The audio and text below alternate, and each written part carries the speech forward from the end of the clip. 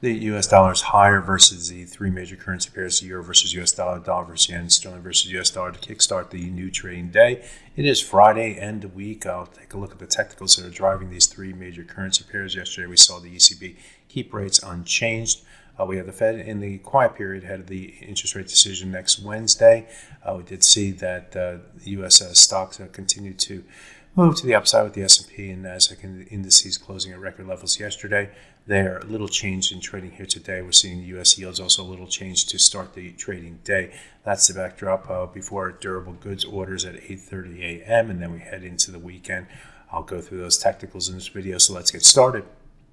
We'll start by looking at the euro versus US dollar, and as you can see, the pair is moving down to new session lows in the current hourly bar.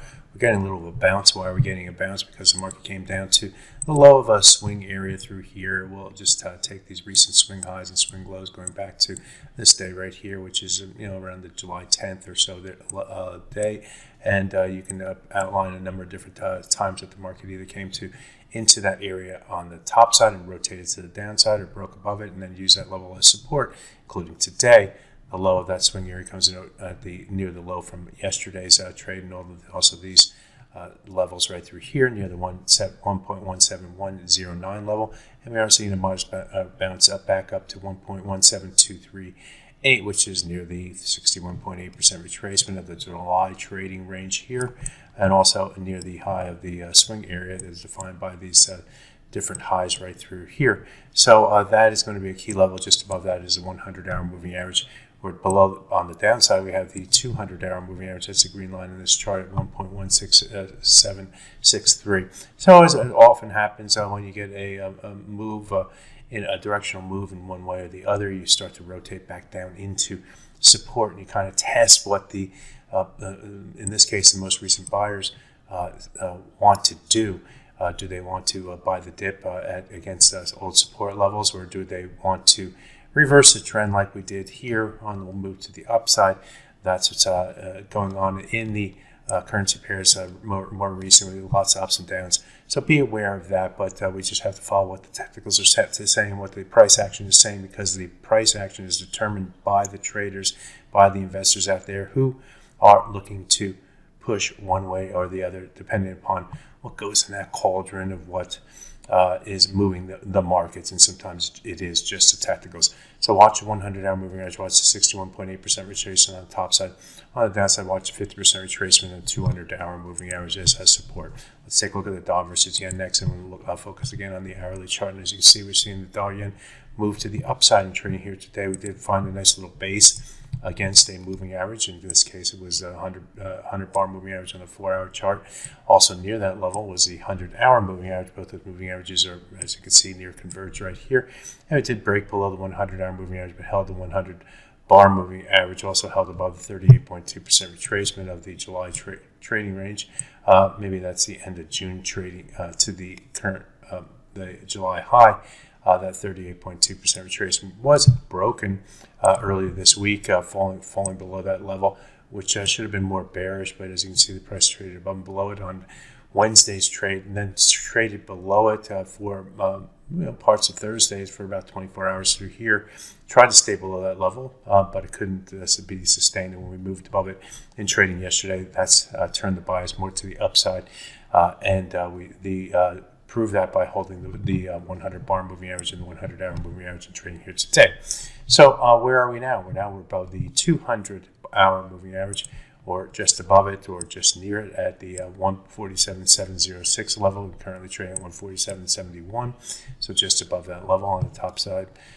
We did stall the rise right near the high price rate, going back to this point right here. It hasn't been that great of a level, but we did move below it here and then held it, and then before breaking back to the upside, and we did hold below it earlier this week. 1, 2, 3, 4, 5. Yes, on Monday we fell below it on Monday, and we stayed below it on Tuesday as well. So watch that 148-ish type area, get above 148. We're in the extreme for the year, and extreme for the most recent month as well. So be aware of that. Moving back below the 200-hour moving average with momentum, could see sellers reemerge as the failure to extend the gains above the 200-hour moving average to start to weigh on the market. We did it here on Tuesday where the market moved above that level and then ran to the downside.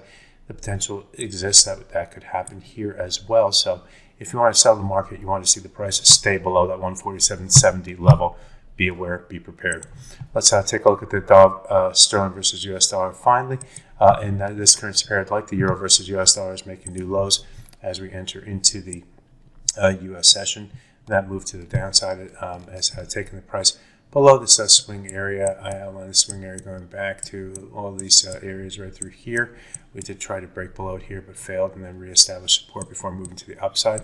Came back down to that level here, moved to the upside, came down to and through that level right through here, and then tried to use that level as a ceiling, moved to the downside, traded above and below through here before breaking higher and not returning to it until a couple of weeks ago, where the price moved back within this area and started to use that level once again as either support or resistance through this period where the ups and downs are going on.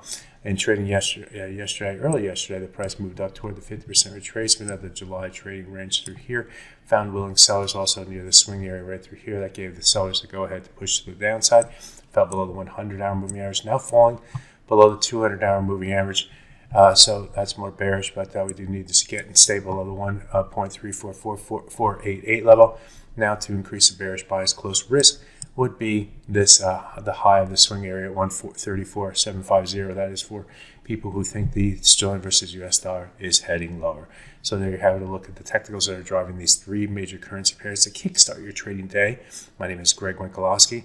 Good fortune with your trading, and and have a great weekend as well. Bye bye now.